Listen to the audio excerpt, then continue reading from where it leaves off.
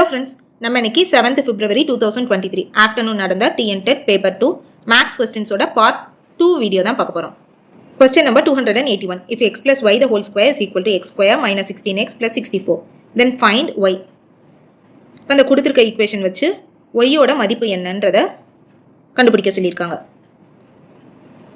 x plus y the whole square.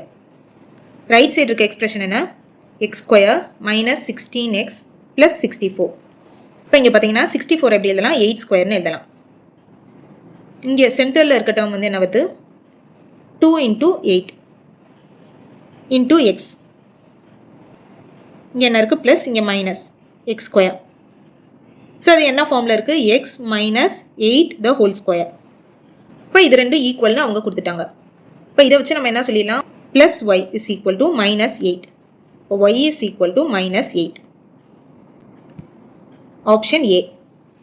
Question number 282. Which one of the following is non-Pythagorean triplet? பின்வருவனவற்றுள் எது Pythagorean எண் அல்ல?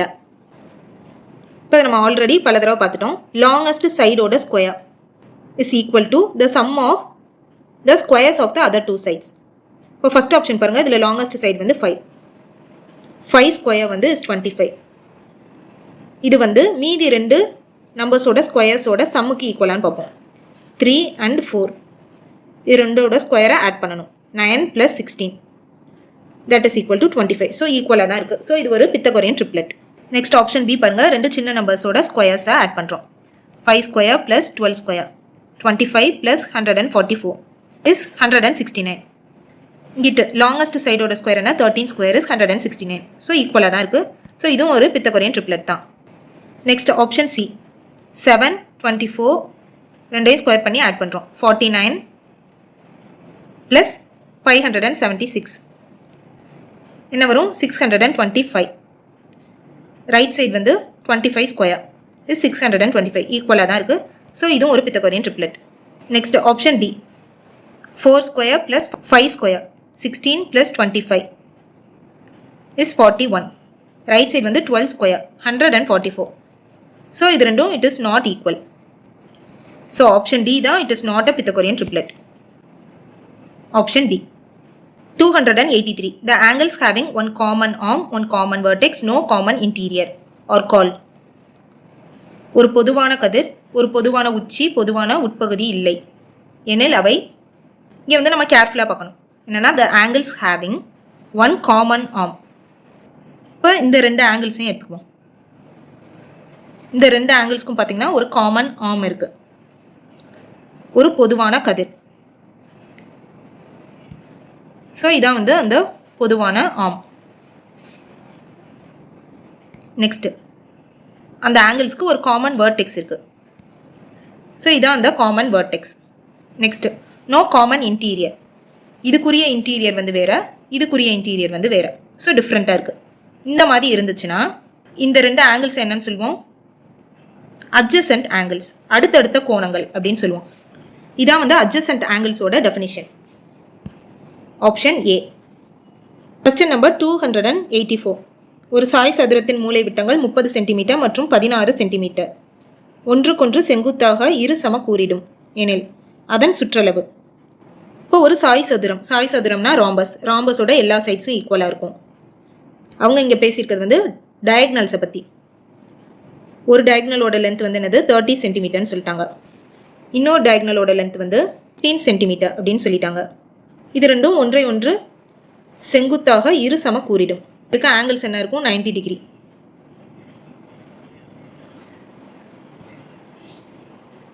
And it bisects each other. இந்த ரெண்டு மூலை விட்டங்களும் ஒன்றை ஒன்று இரு சமமாக கூறிடும். ஃபர்ஸ்ட் டயக்னல் ரெண்டாவது டயக்னலை சரிபாதியாக பிரிக்கும். செகண்ட் டயக்னல் ஃபர்ஸ்ட் டயக்னலை சரிபாதியாக பிரிக்கும். இப்போ அதோட சுற்றளவு என்னன்னு கேட்குறாங்க. இப்போ இந்த ஹோல் டயக்னலோட லென்த் வந்து என்னது? 13 இருக்கு. ஃபர்ஸ்ட் டயக்னல் இதை சரிபாதியாக பிரிக்குன்றப்ப இந்த டிஸ்டன்ஸ் என்ன வரும்? 15. அண்ட் இந்த டிஸ்டன்ஸ் என்ன வரும்? 15. நெக்ஸ்ட் பிடின்ற டயக்னல் வந்து சிஏ அப்படின்ற டயக்னலை வந்து சரிபாதியாக பிரிக்கும். அப்போ 16 வந்து சரிபாதியாக பிரியும். இப்போ இந்த இடம் வந்து 8 சென்டிமீட்டர், இங்கே வந்து 8 சென்டிமீட்டர். சென்டர் பாயிண்ட்டை ஓன் எடுத்துக்குவோம். இப்போ இந்த ட்ரையாங்கிளை மட்டும் பாருங்கள். ஏஓபி இங்கே இருக்க ஆங்கிள் வந்து 90 டிகிரி. இங்கே இருக்க டிஸ்டன்ஸ் வந்து 8, இங்கே வந்து 15. இப்போ பித்தாகரஸ் தியரம் யூஸ் பண்ணலாம். ஹைபோட்டனஸ் வந்து என்னது ஏபி. இப்போ AB square is equal to remaining ரெண்டு சைட்ஸோட ஸ்கொயர்ஸ் என்ன வரும் 8 ஸ்கொயர் அண்ட் 15 ஸ்கொயர். இதை ஆட் பண்ணும். 8 square is 64 plus 15 square is 225. It is equal to 289. இதான் ஏபி ஸ்கொயர். இதுலேருந்து ஏபியோட வேல்யூ என்ன வரும்? It is 17. ஏன்னா 17 ஸ்கொயர் இஸ் 289. இப்போ நம்மள்ட்ட அவங்க கேட்டிருக்கிறது வந்து இந்த சாய் சதுரத்தோட சுற்றளவு என்னன்னு கேட்டிருக்காங்க. சுற்றளவு ஃபார்முலா என்ன தெரியும்? Is equal to 4 into A. ஏன்றது வந்து சைடு, அதான் நம்ம இப்போ கண்டுபிடிச்சிருக்கோம். 17ன்னு கண்டுபிடிச்சிருக்கோம். அதை இங்கே சப்ஸ்டியூட் பண்ணுவோம். 4 இன்டூ 17 இஸ் ஈக்குவல் டு 68. இதான் வந்து இஸ் த பெரிமீட்டர், சுற்றளவு. Option B. Question number 285. The difference between 7th term and 6th term in the Lucas sequences. Lucas எண் தொடரின் 7வது மற்றும் 6வது உறுப்பிற்கு இடையே ஆன வேறுபாடு. இப்போ இதுவரை நம்ம என்ன சீக்வன்ஸ் பார்த்துருக்கோம்னா ஃபிபோனேசி சீக்வன்ஸ் பற்றி தான் அதிகமாக பார்த்துருக்கோம். இப்போ தான் ஃபஸ்ட் டைம் வந்து லூகாஸ் சீக்வன்ஸ் பற்றி பார்க்குறோம்.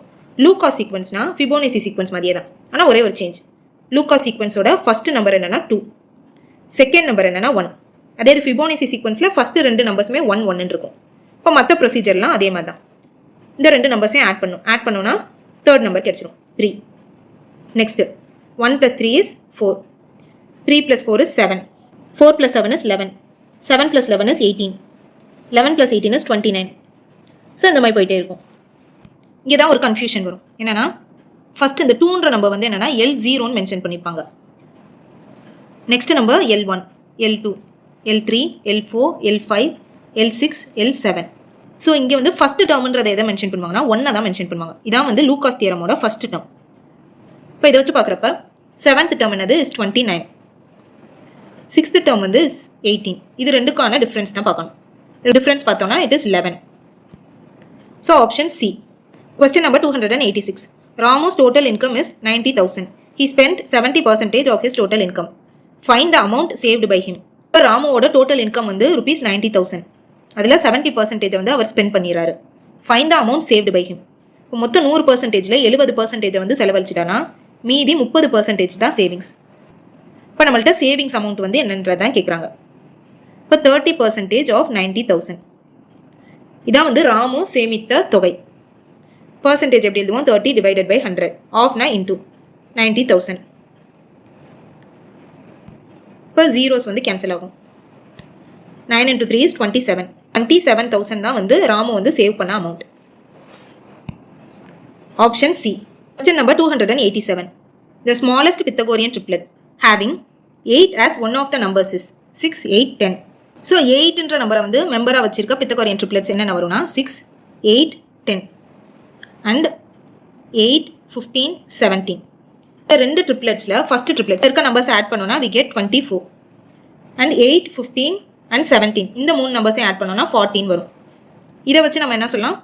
Smallest Pythagorean triplet having 8 as one of the numbers is இது 6, 8, 10. இது கரெக்டு தான். ஸோ ஸ்டேட்மெண்ட் 1 வந்து கரெக்டு.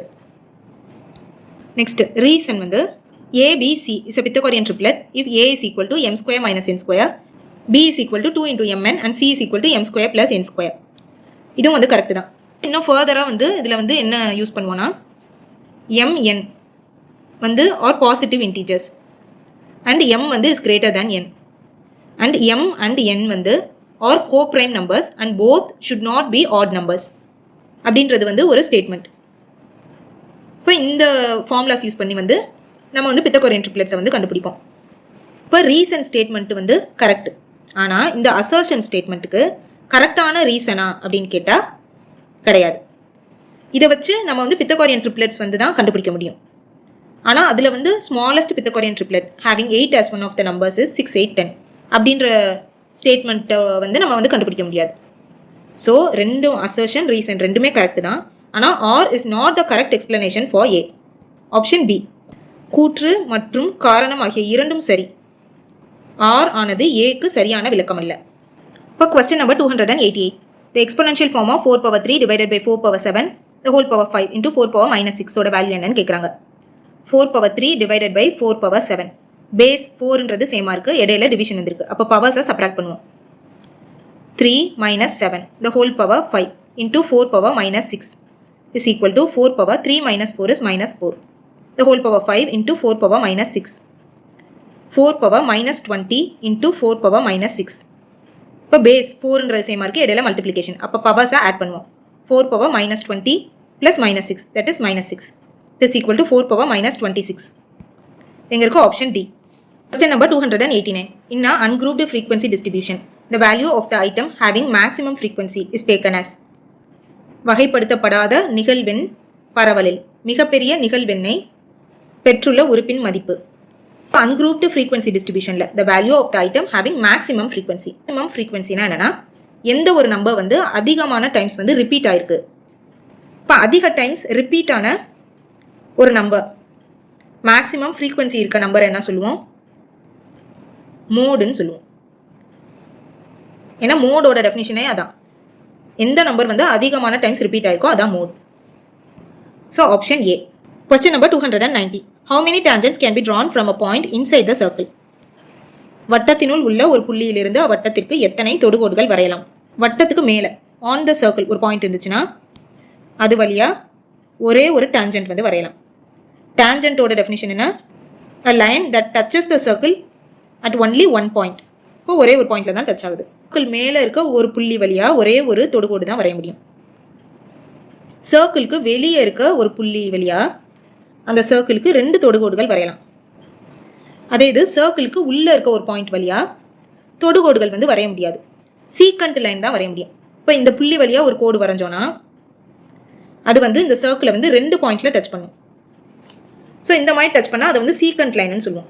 டேஞ்சன்ட் லைன் தொடுகோடுனா அந்த சர்க்கிளை ஒரே ஒரு புள்ளியில் தான் டச் பண்ணிட்டு போகும்.